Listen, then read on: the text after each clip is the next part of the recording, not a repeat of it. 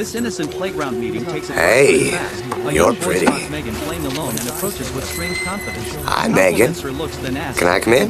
How'd you know my name? From her t-shirt. It's on the back of your t-shirt. About creepiness unfolding. She offers him a mud pie. Want a mud pie? And drops a weird Sure. He says not all boys or mean his words carry a sinister undertone. This kid gives off major red flags. Suddenly, a sharp whistle blasts.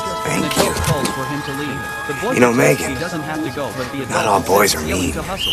Fast forward and guess who's inside Megan's I think I need to go It's now. the same strange No, you voice. don't. He's chowing down on something with syrup. He then notices Hustle, come on, you guys, everybody in. like a homemade cookie with candies. tasty. Megan tells him the treat is for her mom. You like some syrup? Boy demands it anyway. Syrup, Megan yeah, that's the stands best her ground, part. saying that's tough luck, pal.